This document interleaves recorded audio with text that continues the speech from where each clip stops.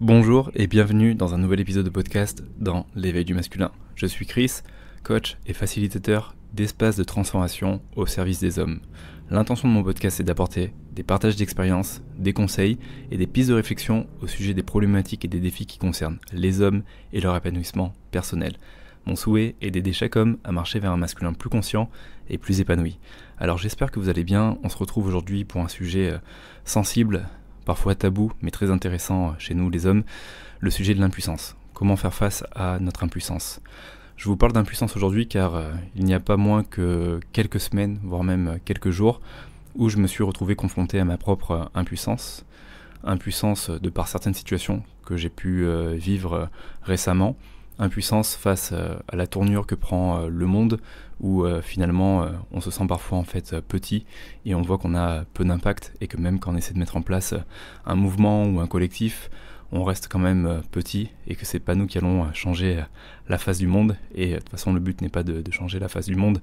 mais de rester aligné avec soi, faire preuve d'intégrité avec ses valeurs et ce qui nous semble bon au final. Et je vous parle d'actualité car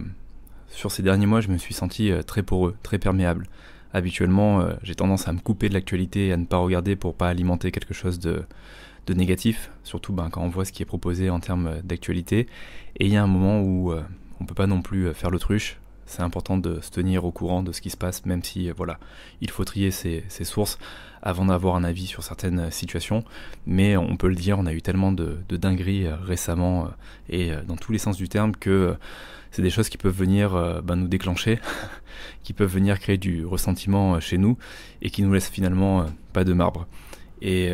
ça a été intéressant car la semaine dernière j'ai pris 4 jours pour m'isoler justement à la montagne, pour me confronter un petit peu à cette impuissance, venir la ressentir, me donner finalement un espace pour l'écouter et voir finalement quels étaient les apprentissages dans cette impuissance. Donc tout simplement j'ai pris mon sac, j'ai laissé ma partenaire à la maison et je suis parti 4 jours à Kintamani en mode introspection, venir me donner un espace pour accueillir cette impuissance et calmer aussi l'agitation émotionnelle que j'ai pu avoir sur ces dernières semaines. Et pour revenir un peu sur l'impuissance, c'est un sujet quand même qui touche beaucoup d'hommes, beaucoup de femmes aussi. L'impuissance, on peut la retrouver à plein de niveaux. On peut avoir l'impuissance sexuelle, l'impuissance face à des situations qui nous dépassent, sur lesquelles finalement on n'a pas de contrôle, l'impuissance dans le manque de légitimité par rapport à une situation, l'impuissance par rapport à la tournure que va prendre le monde, l'impuissance par rapport à un manque d'intégrité avec soi-même, et malgré toute la bonne volonté qu'on a, parfois on a tendance à pas forcément respecter nos valeurs, l'impuissance face à la maladie, face à la mort, face à la perte d'un proche, l'impuissance en fait à plein de niveaux. Et dans notre vie on est fréquemment en fait soumis à cette impuissance, et cette impuissance vient beaucoup créer de colère, de frustration, et je pense que la frustration et la colère sont nécessaires. La frustration, elle vient raviver un feu intérieur, elle vient nous montrer qu'on n'est pas aligné avec quelque chose en particulier, ou qu'on ne se respecte pas. La colère, elle vient réaffirmer en fait ce qui est important pour nous, elle vient nous permettre de poser nos limites, de dire non à certaines choses, de rester aligné avec des choses qui ont du sens pour nous. Donc moi je la vois un petit peu comme un fin de cycle d'impuissance, et elle me permet d'une certaine façon d'accéder à ma puissance. J'en parle souvent en ce moment sur les réseaux sociaux. Impuissance et puissance, c'est finalement les mêmes cartes, et parfois la phase active de la carte ça va être impuissance et on va ressentir l'impuissance fois 1000, mais derrière la face active de la carte, on a une partie silencieuse qui est quand même présente, mais à laquelle on a du mal à accéder tant qu'on continue à mettre du contrôle et qu'on essaie de régir finalement cette impuissance ou de ne pas la ressentir. Et la partie cachée, c'est tout simplement la puissance. Et pour pouvoir des fois accéder à sa puissance, on a besoin de pouvoir ressentir cette impuissance, de pouvoir la nommer, la verbaliser, de pouvoir l'exprimer, d'avoir un cadre qui permet de la vivre. Et vaut mieux finalement ressentir pleinement son impuissance dans tous les sens du terme pour créer un nouveau cycle et revenir à sa puissance intérieure. Et pourquoi c'est un sujet sensible chez nous les hommes ? Alors j'en ai fait justement un post sur Instagram où j'expliquais que l'impuissance en fait ça touche directement à l'image qu'on peut se faire de la masculinité. Et la masculinité, on voit ça souvent comme la force, le contrôle, notre capacité à agir, à protéger, à être en mouvement, dans l'action. Donc en fait, ça nous pose un petit peu la question de mais que se passe-t-il si je ressens justement cette impuissance, si je deviens impuissant ? Que se passe-t-il si du jour au lendemain, je dis à ma femme ou à mes enfants, ou peu importe, que je me sens impuissant ? souvent il y a un petit peu une forme de honte qui remonte et on préfère se taire. Et c'est ce qui fait qu'on en fait finalement un tabou, un sujet qui est difficile à exprimer. Et il y a plusieurs points justement qui peuvent jouer sur le fait de ne pas parler de cette impuissance. Il y a la fameuse pression face à la virilité traditionnelle. Comme je l'ai dit juste avant, être un homme c'est être fort, performant, c'est rester en maîtrise, peu importe la situation face à nous. Donc finalement montrer mon impuissance et risquer d'être perçu comme faible. Donc pour le coup vaut mieux souffrir en silence et conserver nos masques de force et d'hommes résilients. Il y a aussi le fait de confondre impuissance et faiblesse, alors que oser justement exprimer son impuissance, c'est se montrer vulnérable, c'est pouvoir demander de l'aide et c'est faire preuve d'intelligence en fait émotionnelle pour soi. Donc c'est aussi finalement se tendre une main que de montrer finalement son impuissance, que de pouvoir finalement la reconnaître. Il y a aussi l'isolement émotionnel et social, car aujourd'hui en tant qu'homme on n'a pas beaucoup d'espace, en tout cas on ne s'offre pas beaucoup d'espace pour venir parler de ce sentiment d'impuissance, par peur d'être jugé. On manque aussi de figures, de modèles d'hommes qui sont vulnérables, qui osent parler librement d'impuissance sans s'apitoyer sur leur sort. Et ça me fait penser beaucoup aux archétypes une fois de plus du masculin, avec notamment le guerrier, qui peut être dans une totale impuissance quand il va être dans sa forme dysfonctionnelle, avec un guerrier donc masochiste qui se lamente, qui se victimise, qui devient en fait passif et qui est en fait dépossédé de son courage, de sa volonté d'avancer. Et on peut aussi finalement l'avoir dans le guerrier sadique, donc en excès de masculinité, le guerrier qui va être dans l'hyper-contrôle, qui va être dans une forme de rigidité, qui va être invulnérable, insensible, qui va faire plutôt violence aux autres, qui va avoir du mal à faire confiance aux autres. Et finalement, cette rigidité et ce besoin de contrôle omniprésent va l'amener finalement à ressentir une forme d'impuissance, car malheureusement, il ne peut pas tout contrôler. Et donc c'est en ça que j'aime bien les archétypes du masculin, c'est pouvoir avoir cette grille de lecture et savoir à ce moment-là, quand je ressens cette impuissance, et que soit je m'en victimise trop et je m'englue dans un drama et je suis dans une position en fait de masochiste, ou au contraire j'essaie de contrôler, de la mettre sous le tapis, de pas la ressentir, et finalement à chaque fois elle me revient à la tronche, mais à ce moment-là dans ma posture, est-ce que je vais être dans un guerrier donc masochiste, ou dans un guerrier dans l'hyper-contrôle, donc un guerrier sadique, qui va peut-être même projeter et rejeter cette impuissance finalement sur les personnes qui sont autour de lui. Et c'est ce qui nous permet, en prenant conscience de ça, de pouvoir revenir dans une forme d'harmonie et de se dire, en fait, oui je suis un guerrier puissant, mais de manière duelle, je suis aussi un guerrier impuissant, et le fait de pouvoir ressentir cette impuissance en moi, de pouvoir la verbaliser, de poser un genou à terre, de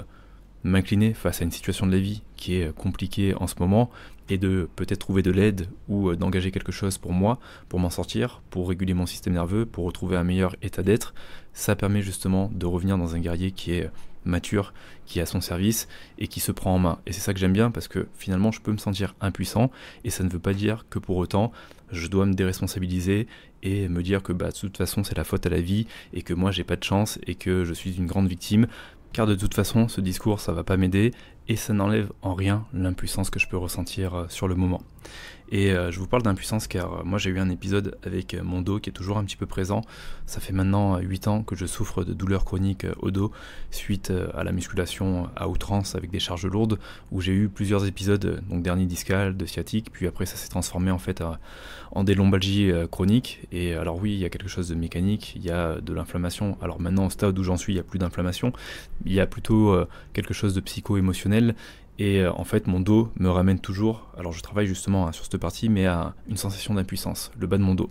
Quand en fait je me connecte tout simplement au bas de mon dos, mais sans forcément faire un truc énergétique, quand je me connecte physiquement, j'ai comme l'impression en fait d'avoir le corps coupé en deux. C'est-à-dire que j'ai comme l'impression de ne pas avoir accès à la totalité de mon corps, et notamment, bien sûr, quand je fais de l'activité physique, là où ça me renvoie à un sentiment d'impuissance, et quand je vais être dans des épisodes justement inflammatoire, je vais avoir un feu qui me brûle et je vais ressentir en même temps un vide énergétique à ce niveau-là. Donc bien sûr, je fais le nécessaire pour travailler sur ça, physiothérapie, j'ai du kiné, j'ai fait de la kinésiologie, j'ai de la médecine chinoise. Ça avance tout doucement, ça s'améliore, en réalité ça s'améliore énormément, mais plein de fois je me suis senti impuissant. Et le plus dur dans tout ça, c'était pas tant la douleur que mon dos me renvoyait, tout simplement, mais c'était de me dire, moi Chris, qui adore le sport, qui adore le mouvement, la performance, le dépassement de soi, là en fait je me sens comme une merde, je peux pas bouger, ou je suis immobilisé depuis un mois, ou dès que je fais ne serait-ce qu'un étirement, mon dos m'envoie une douleur terrible et je me sens totalement impuissant. Et c'était justement cette impuissance qui était douloureuse à reconnaître, douloureuse à accepter. Et je me rappelle encore, l'année dernière, on était en mai-juin, j'ai une grande inflammation sur la partie sacro-iliaque, mais qui est aussi liée en bas du dos, et je pouvais plus bouger quasiment pendant un mois et demi, et je me rappelle, je suis sur le canapé, je regarde ma partenaire Chloé, et là je lui dis, franchement, j'en peux plus, je me sens tellement impuissant. Et donc, alors voilà, à deux doigts de fondre en larmes, tellement que j'étais au bout, parce que ça fait, c'est long en fait, c'est une douleur chronique, donc c'est un truc qui nous bouffe un petit peu au quotidien, quand ça réapparaît en tout cas.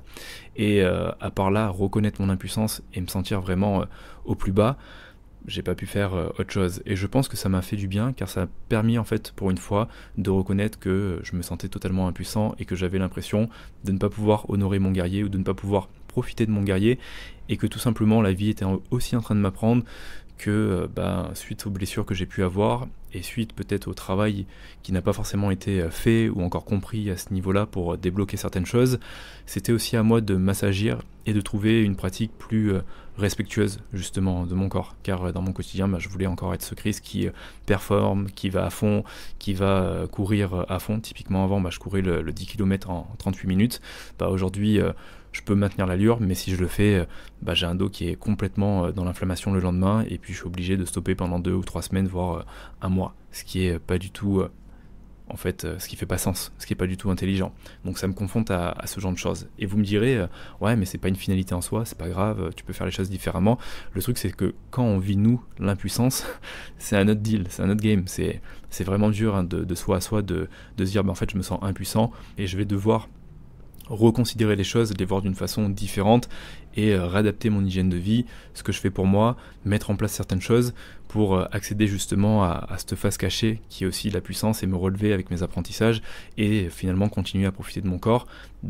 je vais pas dire dans une certaine mesure, mais d'une manière différente, peut-être en plus bonne intelligence avec moi-même. Donc ça c'était un épisode, mais des épisodes d'impuissance, j'en ai eu beaucoup. J'ai eu à un moment des épisodes d'impuissance sur les finances. Quand je suis parti vivre en Australie il y a 7 ans, j'ai quitté l'expertise comptable, j'ai quitté Lyon, je suis parti en mode démission, j'avais quasiment rien avec moi, j'avais peut-être 2000 € sur moi, et à ce moment-là je me suis lancé sur les réseaux, j'ai lancé mes premiers programmes de fitness, ça a un petit peu marché, mais ça m'a vite rattrapé pendant le voyage, parce que vivre en Australie, ça a un coût, mine de rien, et c'est là où à plusieurs reprises, j'ai été face à des situations où j'étais en découvert, où je me sentais un petit peu démuni, j'avais l'impression d'essayer de tout faire, ou en tout cas de trouver des solutions à mon niveau, et ça fonctionnait pas, où je vivotais, et c'est une situation qui a duré facilement 1 à 2 ans, et ça a créé des angoisses viscérales. C'était compliqué de dormir le soir, je me sentais totalement impuissant, et en même temps j'avais pas envie de reconnaître que j'étais impuissant à ce moment-là, je voulais contrôler le truc à fond, ne pas le ressentir, vraiment taire ce ressenti, et donc j'étais tout simplement en lutte permanente avec moi, et en fait c'était en train de créer beaucoup d'agitation émotionnelle en moi, mais surtout un épuisement émotionnel, très dur à porter, très lourd à porter. Et bien sûr, comme j'étais à l'étranger, j'avais pas envie d'appeler ma famille pour leur dire, en fait, voilà, j'ai fait le choix de partir à l'étranger et de quitter l'expertise comptable, et financièrement, c'est compliqué. Personne n'a envie de dire ça à sa mère ou à son père. On n'en parle pas spécialement à nos frères et sœurs. En tout cas, si vous avez l'occasion de le faire, c'est tant mieux pour vous, et ça, c'est vraiment cool. Moi, je le faisais pas, parce qu'en plus, j'étais le frère aîné, et c'est moi qui dois montrer l'exemple. En tout cas, je me suis persuadé de ça, où dans ma construction, on m'a fait un petit peu comprendre que j'étais le frère aîné et que je devais montrer l'exemple. Et puis, quand on quitte un pays, il y a des relations qu'on perd ou on s'éloigne. Il y a des amis qu'on perd ou qu'on voit que quand on rentre en France. Et parfois, on se sent pas forcément de parler de ces sujets. Et quand on en parle dans le couple et dans l'intimité, souvent il y a les insécurités de l'un et de l'autre qui se déposent. On a peur d'insécuriser la partenaire, donc on garde un petit peu pour soi. Et ça ramène, une fois de plus, à cette impuissance. Et comme je le disais au début de l'épisode de podcast, on peut vite se retrouver dans un isolement émotionnel, un isolement social qui nous coupe du reste du monde, où on se sent totalement impuissant. Et là, à ce moment-là, à part ressentir pleinement son impuissance et la pleurer un bon coup, la crier un bon coup, je vois pas tout à fait ce qu'on peut faire d'autre, si ce n'est mettre en place une routine qui nous fait du bien, se changer les idées. En effet, il y a plein de petits outils qu'on peut utiliser, mais les petits outils, c'est comme des petits pansements en fait, ça vient pas non plus régler l'origine du problème. Alors l'origine du problème de l'impuissance, c'est pas le fait de se ressentir impuissant, bien sûr, mais pouvoir en tout cas déjà la ressentir, l'exprimer et lui donner un espace pour qu'elle puisse circuler, c'est déjà bien. Après en soi, voilà, il faut aller venir travailler sur la relation à l'argent, la relation que j'ai à mon corps, à ma performance. Là, c'est le vrai travail de fond qui démarre après ou pendant et qui va permettre d'évoluer en tout cas.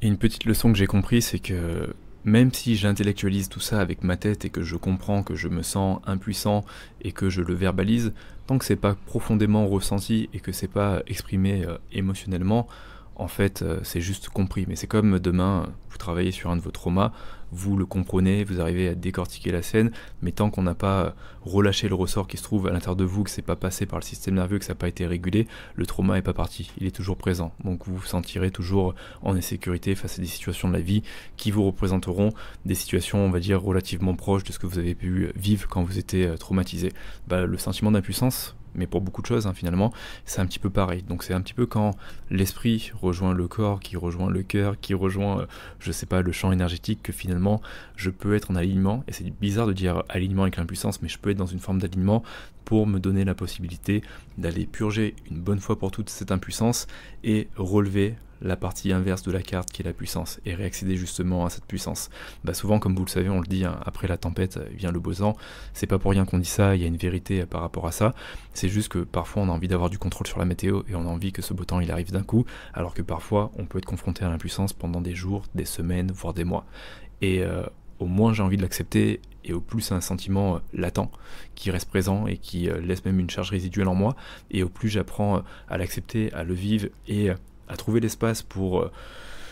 être aidé, pour demander de l'aide, pour engager une démarche peut-être avec un thérapeute ou pour venir en cercle d'hommes, pour venir mettre les mots sur cette impuissance et venir la vivre et venir trouver un élan de fraternité qui va me permettre de reconnecter à quelque chose de fort à l'intérieur de moi, à quelque chose de très vertical pour renouer à cette puissance. Et au plus finalement je me responsabilise et j'apprends à ne pas m'apitoyer de cette impuissance, car on est tous là dans ce monde à vivre des épisodes d'impuissance plein de fois dans notre vie. On n'est pas seul dans notre quotidien. Et une fois de plus, ça n'enlève en rien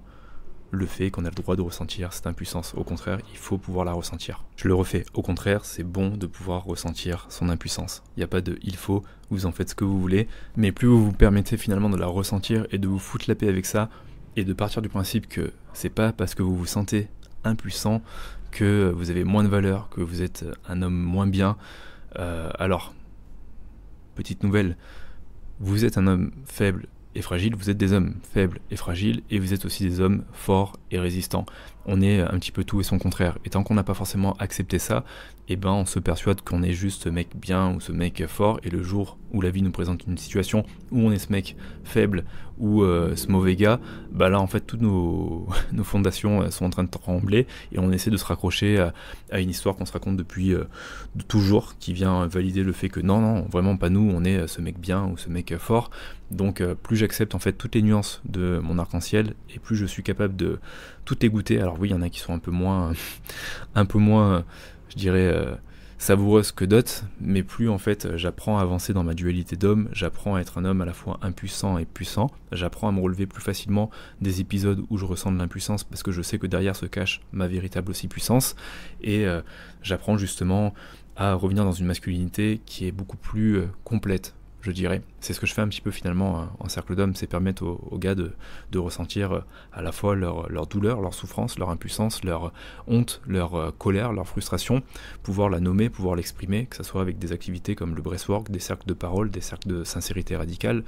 des moments en nature entre mecs, ou des moments de confrontation avec les gants de boxe, mais aussi voir qu'on est aussi son contraire, qu'on est aussi la joie, qu'on est aussi le bonheur, qu'on est aussi la lumière, le rayonnement, l'expansion, le charisme, le leadership, la gentillesse, l'empathie, qu'on est vraiment toutes ces nuances justement de l'arc-en-ciel. Et pour finir avec un peu de structuration sur cette histoire d'impuissance, on pourrait finalement la voir en 4 phases. Alors j'avais préparé un petit truc, je vais essayer de le retrouver rapidement.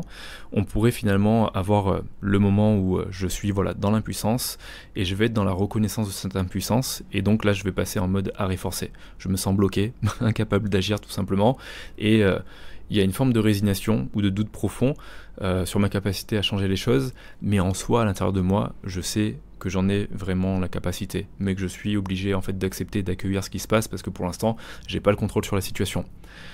Phase 2, la frustration. Et donc là, on est plus dans le réveil du feu intérieur, où on sent que par rapport à cette situation, en fait, je me sens pas aligné, j'ai pas posé mes limites, j'aurais pu faire autrement. Et cette frustration, elle est nécessaire car la frustration, elle pousse justement à vouloir autre chose. Phase 3, la colère. Donc là, c'est un petit peu la rupture avec l'ancien, ou mon ancien moi, celui qui prenait pas sa place, qui s'affirmait pas, qui a subi une situation injuste où il n'avait pas forcément le contrôle sur ça, et donc là il y a toute la colère qui se pointe, donc là on est dans la colère contre, et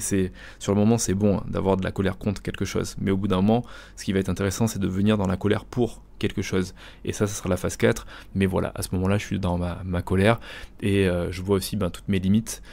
C'est ça qui est intéressant, c'est que l'impuissance elle est là aussi pour nous montrer nos limites, et je peux me sentir en colère de voir en fait tout simplement mes limites car j'aurais espéré mieux, et je peux même avoir de la colère contre moi et m'en vouloir, et c'est là où je dois faire attention de ne pas tomber dans le masochiste et commencer à dramatiser, à m'engluer dans un truc qui me dessert complètement. Et phase 4, on pourrait passer sur l'affirmation de soi, sur le fait de reprendre son pouvoir et de retourner la carte et d'accéder à sa puissance et de pouvoir dire non avec ça. Là, suite à la frustration que j'ai eue, maintenant je désire autre chose. Suite à la colère contre telle chose, là maintenant je vais rediriger cette colère, faire quelque chose de porteur, quelque chose qui est plus aligné avec moi pour m'affirmer. Donc là ça va être de la colère pour avancer, et bien sûr on pourrait même ajouter une phase 5. Au bout d'un moment c'est bien que ce sentiment de colère, cette émotion de colère finisse par se diluer, car la colère c'est, comme on dit, un bon starter pour se lancer. À long terme, moyen terme, c'est un mauvais carburant, ça finit un petit peu par nous ronger. Et quand on est tout le temps en colère, il y a un moment où, ne serait-ce que pour nous, notre système nerveux, notre physiologie, c'est pas bon. Ça crée beaucoup d'inflammation, beaucoup de dégâts intérieurs. Donc c'est important derrière de pouvoir partir sur quelque chose de plus apaisé,